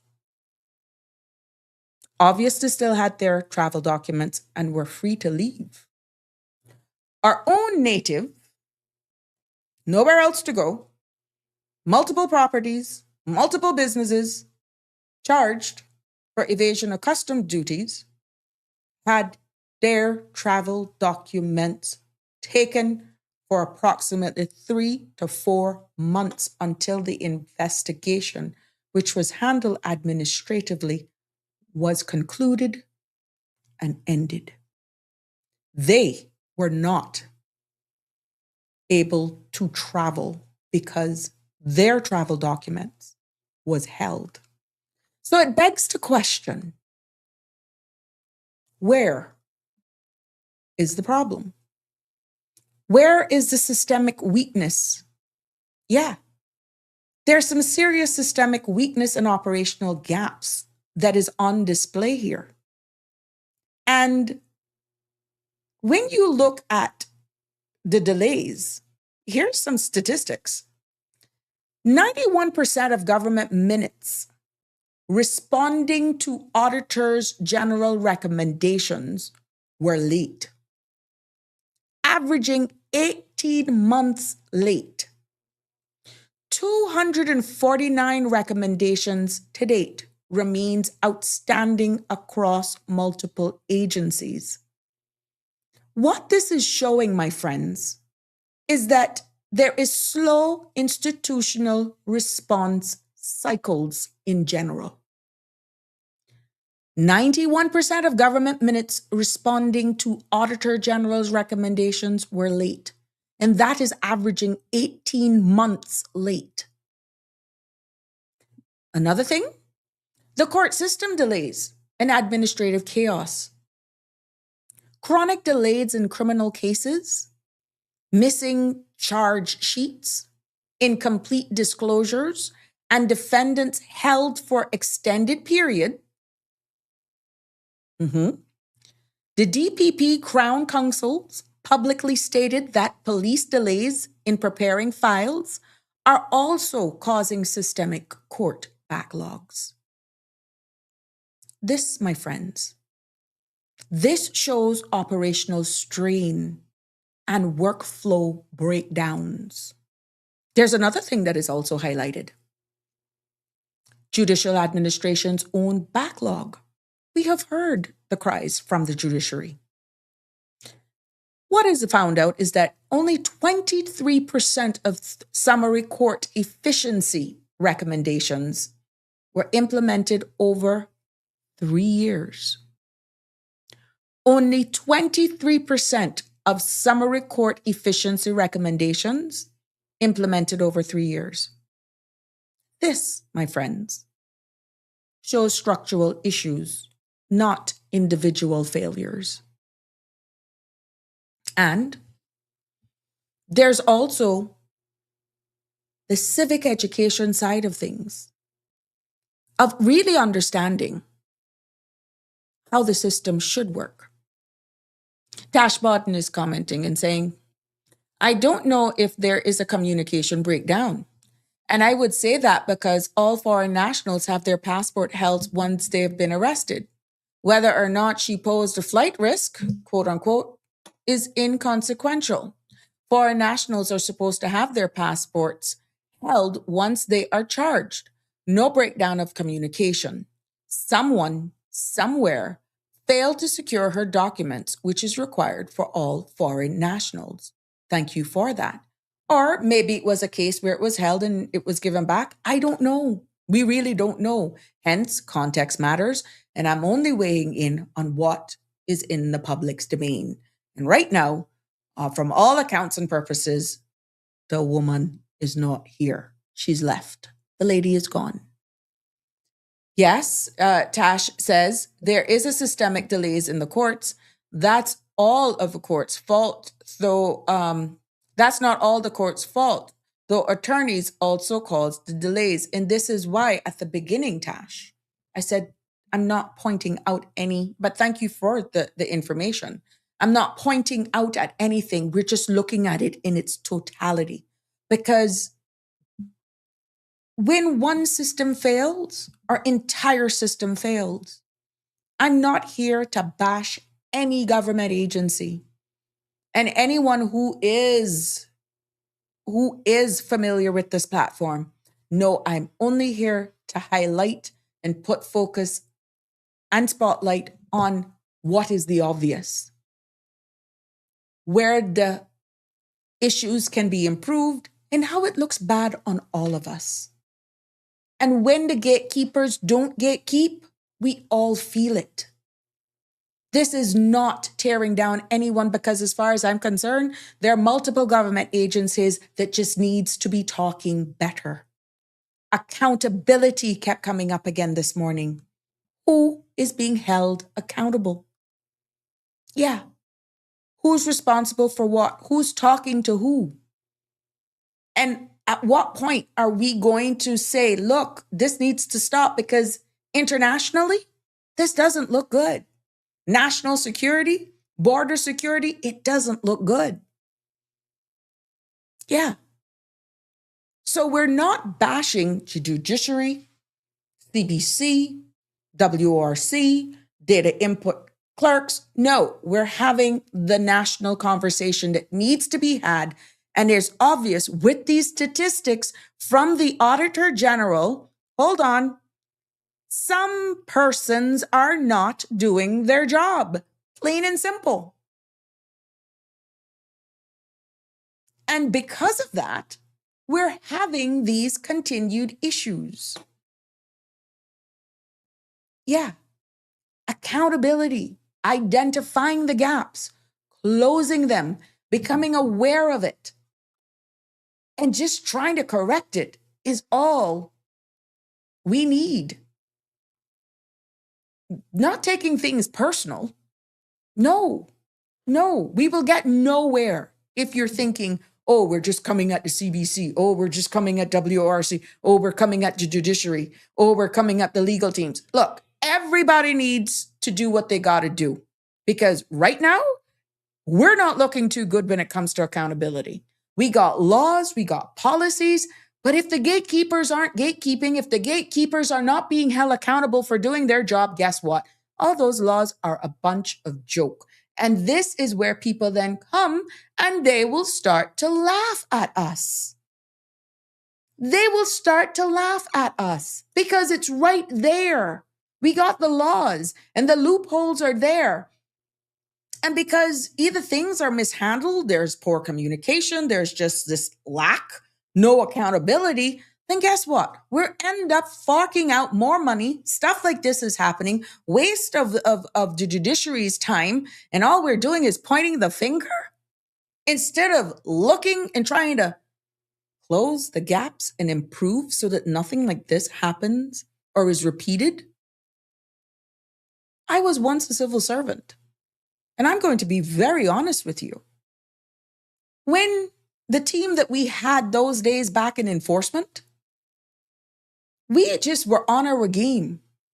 We knew our laws. We had to put together our case files. We would have to go to court. We would have to go and get our summons. We would have to do all of this sort of stuff. What has happened? And that's a question. What has happened? Less resources, less staff. But yeah, it appeared as though we were more in touch with the laws. It's like communication, despite it being less, I guess, digital, but somewhere or the other, we got stuff done. And these things, not telling you that it didn't happen, but wasn't so blatant and prevalent. What has happened? We were responsible. Gary Wong didn't ease up on us. Mr. Connor did not ease up on us. Oh, no, he did not. Mr. Manderson either. Mr. Jerry Maguire didn't ease up on us either. This is how far back I go. And we were happy when we apprehended offenders. We could do those case files, go down to Tower, deal with, I think his name is Duncan Nickel. To help us. And we aligned those charges, make sure it aligned with the law. And we took those cases to court. We got our fines. We came back. We had that whiteboard and we were there tallying up how much we scored for the government. We took pride in what we did. What has happened? That this is becoming like, it's the circus. It's a joke. With all of the funding, with all of the resources and assets, what is happening? I don't know. And yes, I have to speak on these things because it hurts the likes of me, the likes of Dawn, the likes of Anne, because we were there. And we would pick up things on the processing of work permits, temporaries. We could see stuff a mile away with less technology. what has happened. We respected our role. We had people in the police. We had people in the courts. We had people all over. We spoke to one another. Legal counsel for the government. We could pick up the phone and call them. Look, we just did this bust. We just did this raid. Yada, yada, yada. I've just finished all the interviews. I've done the arrest. I've read them. I've checked them into holding, RCIPs. We got to get it. We got to do a quick turnaround. We were able to link the laws. Is it because we knew the law? We were, as officers, we were trained to know the law. So when you prepared a case file, you knew it, and you only need the legal counsel to go over your case file, which we saw things turning around like this back in the day. Where have we gone wrong? Tash is weighing in. What has happened is the question mark. Thank you, Tash. I come in. The amount of staff has remained the same, yet the population has grown exponentially. That is the unfortunate consequence of population growth without the civil service growing in tandem. Tash, well then, my sweet, how can we make sure that even systems are funded to not necessarily work harder, but smarter? You understand where I'm going? I'm not telling you that, yeah, that's true. Same thing with WORC, same thing with CBC. But how hard is it to get systems to streamline certain things in to not make it be so stressful? Just wondering. I just throwing that out there. I hear you. And you know what, Tash? That's the same thing was being said my days of dawn, my days of being in there. We kept saying it, our population is growing. We're still using the same manual systems. We're still printing off manual letters, making ID cards. Miss Joan Forbes, Miss Joan Campbell, she was there all hours of the night, printing and laminating. Yeah, but yet the numbers continue to grow. Nothing has changed, but yet we're funding it. Tash, something not making no sense.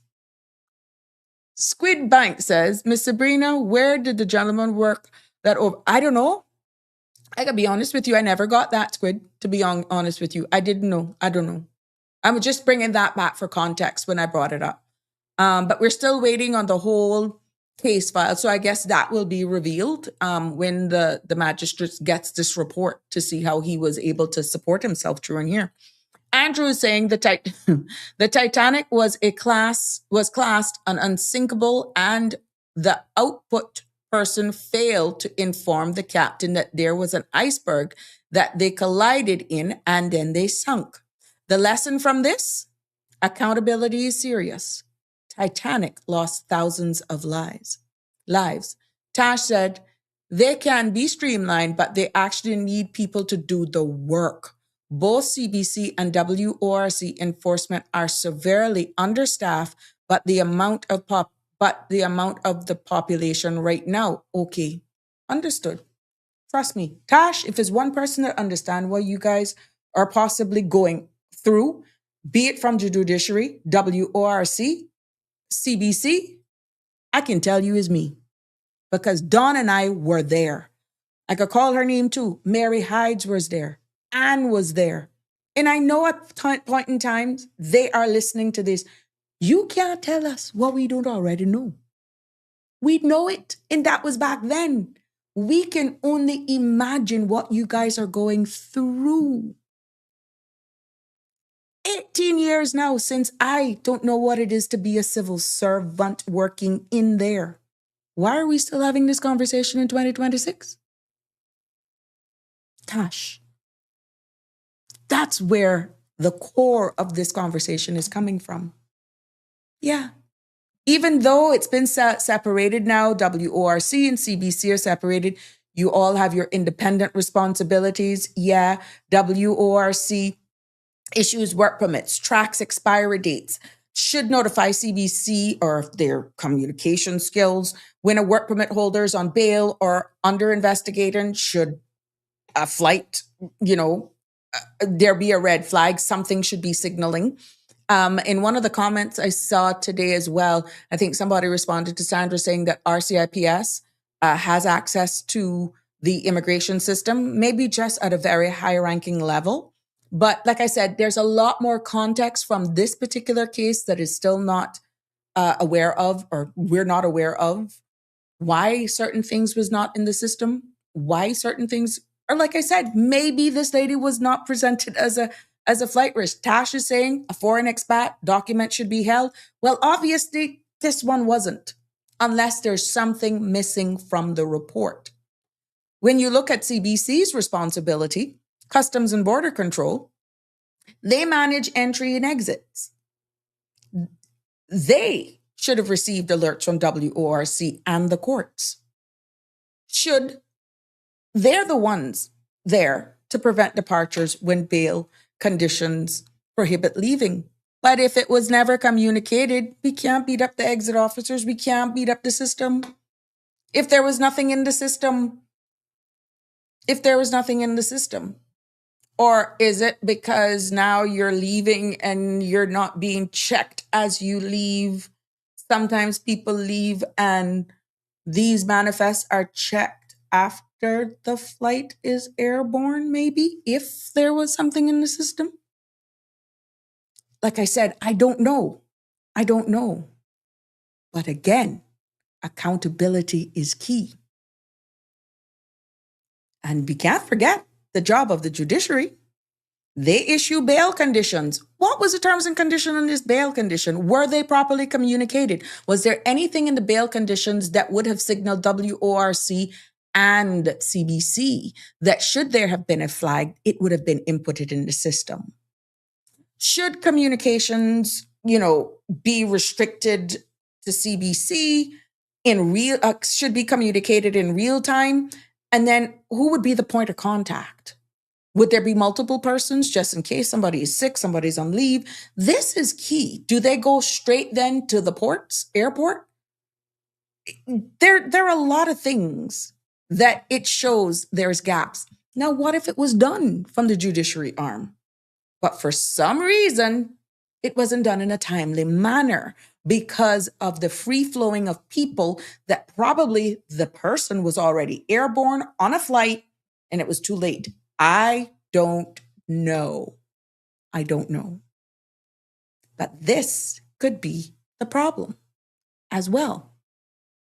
Remember, once upon a time, when you departed, there were exiting immigration officers. Upon departure, you stop, they would pull up your name in the system, you would be departed. If there are any notices, whatever, it could have been nabbed in real time and you got your passport stamp. And then back in those days, you then went through security. Yeah? And to the waiting hall. That now has been removed. And it's all done behind the scenes. The airline prints off the manifest, and that process is done behind the scenes for ease of flow through our terminal.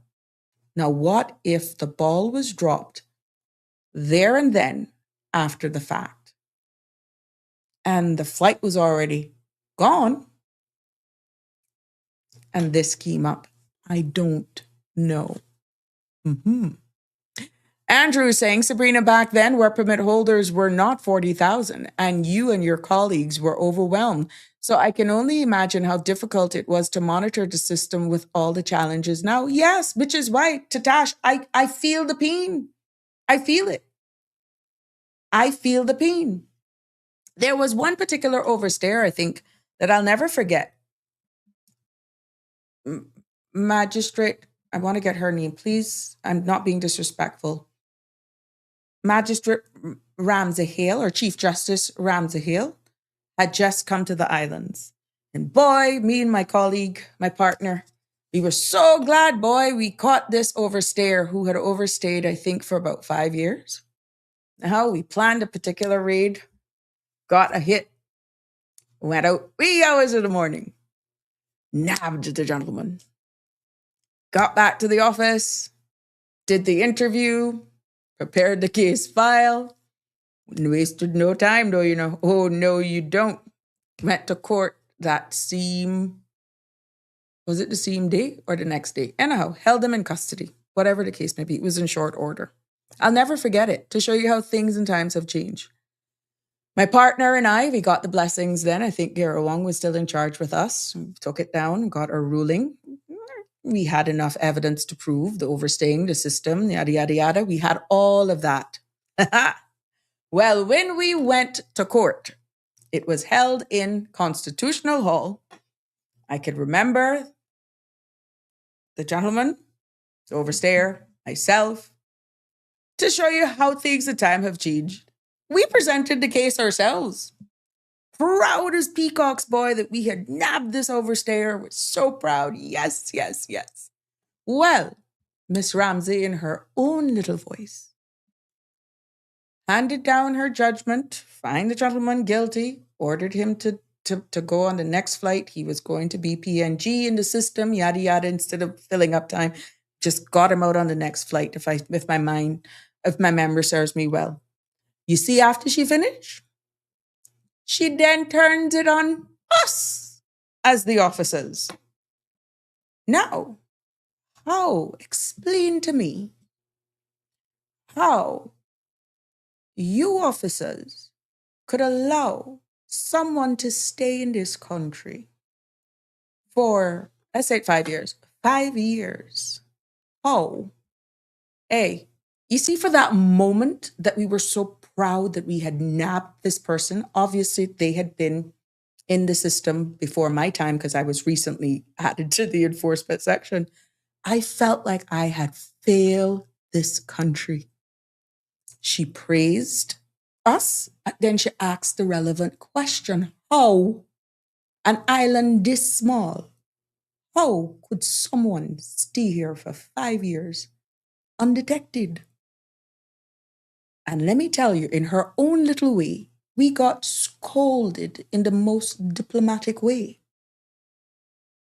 As proud as we were, and this goes to show the officers that we are to this day, I felt like I had failed, but yet I knew I did something right. Yes. We were then questioned in the courts how we could have allowed somebody to overstay. But she had just come. She had just come to the islands. And I will never forget, you see, any other cases that we ever caught, and I had to go in the front of her as officer, I was prepared. I made sure my statement of facts, I had my evidence. Man, let me tell you, I was prepared. But there was always the possibility when you got in the front of Miss Ramsey, she would turn it round on the gatekeepers for not gatekeeping. And this is why you will always hear me ask, from a place of good, when and why have our gatekeepers ceased gatekeeping? Those were the days. And yeah, things and times have changed. But we made sure we beefed up ourselves. We got the evidence. We made sure our statement of facts were impeccable. We knew the law. Our timelines was adhered to. We didn't romp because we felt we owed it to this country in the execution of our duties. What has happened? Tash weighs in. Royal Cayman Islands Police Service and the courts can impose bail conditions. The manifest is checked before the flight leaves, usually even before the flight is boarded. Once there is a stop block notice, persons can be checked in, but they cannot board as the system flags them, and CBC, 𝗪𝗪C called them for a check, and their luggage is pulled off the flight if it has been loaded onto the plane already. So thank God that still continues. Tash, what I love about this, tells me if this person is left, that they had their travel documents in their system on their person, and there was nothing in the system. So Tash, thank you for confirming that. Barbara G is weighing in and says, if it was discovered after she left, she would have been picked up on the other end of the flight. Well, she was already home, so we don't know. Again, timing. Context matters. More information is needed. Andrew is saying, gee, Sabrina, you and 𝗪𝗏𝗃 were having to be up early morning to extract. Oh, God, you know how much 3 a.m. mornings? Oh, man, that's when we did our best work. Weeks on top weeks, we would do these. And 3 a.m. on the road. And that's being where we were supposed to be at 3 a.m., meaning we were already on the road. Yeah. And those shifts, Andrew, would go till all 1, 2 o'clock in the day, and we were there. Many times we would do those cases, we would throw them through the system, still go to court, yada, yada, yada, bang, on that last flight out sometimes, or the next day, 7 a.m. Yeah. So 𝗪𝗏𝗃, that he would come in at 9, but he would be awake because he would have his radio. Those were good days, though, I must say, Andrew. I don't think we could duplicate those days. It was just different, to be honest with you. Now that I speak about it, to tell you that I miss it, no, but I'm just happy with the relationships that we had during those days. It was just totally different, I think. 𝗪𝗵𝗲𝗀 is saying, why is the government not launching an immigration amnesty for overstayers? Good question. You asked that, I think, when we spoke about the 15-year man. We need one now, is what 𝗪𝗵𝗲𝗀 is saying. They used to do it back in the day, meaning, the thing. Yeah, maybe. Well, who to tell? Who to tell? Because we're hearing more and more of that an amnesty is needed for persons to just leave, hoping that will take a dip in the departure of a lot of those. But right now, we still are not aware as to how much people are outright overstaying at this time in the system. And I guess in time, that will make its head. Tash Bodden is saying, why our gatekeepers have stopped caring is a question. We have some persons who don't have the national pride you had. Tash, my heart just sunk there with that. Unfortunately, we have fantastic officers, but they tend to be outnumbered by the officers who are here only for the paycheck, not because they truly care. It's unfortunate, but the reality. Tash, I love you. Thank you. Thank you for commenting. But you don't know, that actually gave me the goosies. Because you really hit it on the head. And this is why I will never get on here and I will just paint everybody with the same brush. Tash, I mean that. I've never done it. And this is why, for those who know me, will know when I speak about it, I'm not coming after anybody, because that was once me. When I speak with passion, care. Dawn is here. She's listening. She's agreeing. I remember this 16-hour shifts and the air ambulance flight. Me and 𝗪𝗏𝗃, yes, it was an honor. Dawn was coming from all the way Lower Valley to do air ambulance, and we did it with a smile. Between 𝗪𝗏𝗃, 1, 2 I came out on, but yeah, it was more the seniors. Those were the days, let me tell you. Those were the days. But this, when you read this, why our gatekeepers have stopped caring? We have some persons who don't have the national pride you had. It was just a pride to wear that uniform and to show up. Be it the polo shirt, because I was in enforcement, or that gray skirt, those white tops, those epaulets, those crisp things, your stockings and your nice shoes. There was just pride when you were on that booth. Yeah, welcoming or bidding them goodbye, hoping we see them again. Wow. Tash, thank you so much for contributing today. Donnie and everybody who has. But yes, we have gone over by 8 minutes, and that should tell you how I'm still connected, still attached, and can still understand why situations like this will happen. But we can't find ourselves in 2026 still talking about this, somewhat 20 years, if not longer. And the amount of funding that is going into this, that means then, Tash, if what you said here, it's unfortunately the reality that some are only there for the paycheck and not because they truly care. Well, Tash, That means HR needs to do a better job with screening. That's what that's telling me, because I'm quite sure they're out there. That speaks volumes, Tash, because people are out here who are willing to do the job, who would care. But it tells me something has changed. Andrew says, thank you for your service, Sabrina and Dawn and the crew back then. Congrats. Oh, thank you, Andrew. Yes. We had a strong crew.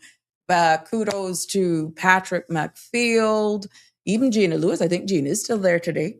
But the road runner was 𝗪𝗪𝗘𝗀, Patrick McField, Linares, Anthony, Tony, Joey Scott, Jeremy Scott, who's now the director, Marcus, Alexander, back in the day, the old crew. Then we had, that was pretty much your road crew. That was there. But the blue van with the chicken wire fence for the glass. There we go. So things have changed, but the love and passion remains the same. Then we had Donnie on the airport, Clea, Dalmeen Reed back in the day, Jacka Whitaker still there, Oriane Peralta. Oh my gosh, Miss 𝗪𝗪𝗘 and all of them. These were at the booths. Wow. Yeah. There we have it. Anyhow, there goes back down memory lane of when immigration and customs, well, we were separated those days, but we were still together. But today it's very obvious now they're separated. But it doesn't end there. It doesn't end there.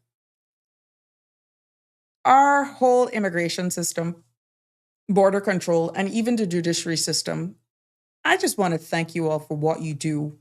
But maybe, as Tash alluded to, if we can stop looking at the paycheck and just take a little bit of pride into what we do more, and that hunger, that greed, to understand your job, to really understand your job, will make you then look at the role that you play. I think if a lot of them had a true understanding and where they fit into national security, border security, the importance of their role in just saying, I'm an immigration officer, I'm a CBC officer, but look at that, widen the lens a little bit more to see the role that they play in the broader scheme of things when it comes to national security. It's protecting our borders, doing your job with pride, having a sense of responsibility that, it really rocks you to your core. When you don't plant that into these officers, then they're really just showing up for the title and the job. But if they can't equate where they fit into the grander scheme of national pride, knowing the role that they play in national security, of course they're going to be oblivious. And not to tell you that they're not trained in the law, but really, how often are refreshers being done with even those on the booths, those in enforcement, that they should know those sections of the law like that. How often is that done? I don't know. I have no clue. But at the end of the day, not all is lost, but I really feel we need to look at this a little clearer. Because all these cases just shows us that the world has changed, our islands has changed, continue to change, but our systems, as Tash is alluding to, and people, either by choice or otherwise, have not caught up or kept up. Yeah, we haven't. Tash, they need to understand they are protecting our country for us and the generations to come. They need to understand that. Yes. And to me, some rigorous, more robust training on the national level needs to be done in these training so you can pick up, you can identify who's really in it for the passion versus who's in it just because they want a job and they hear that the overtime is good, that sort of stuff. But they understand, Tash, exactly the role that they play and the importance it is even in the future. It has been my pleasure bringing you another episode of Sabrina Speaks. I managed, yes, to cover both, even though we didn't go so deep into the second one, but it also sparked the conversation. Tash, thank you. Please don't be a stranger to the platform. And like I said, I want to thank everyone for their service. Thank you, Andrew, for highlighting us and thanking us. And I'm quite sure Don and everybody else who would listen, either at some point in time of the past, the old school, will appreciate that gratitude. But yeah, that has never left us. That has never left us at all. So when you hear me come out on immigration, it's not picking. I don't have no time for no picking. I was once an immigration officer. Don was. Anne worked administratively. This isn't coming after no one. This is speaking from having worked there. And it still is near and dear to me. Near and dear to me.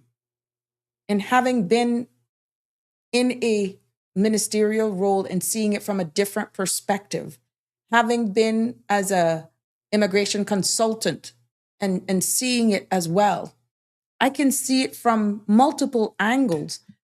But what has not strayed is understanding that role and where any role in CBC and WORC has its place in the bigger national part and the role that you play.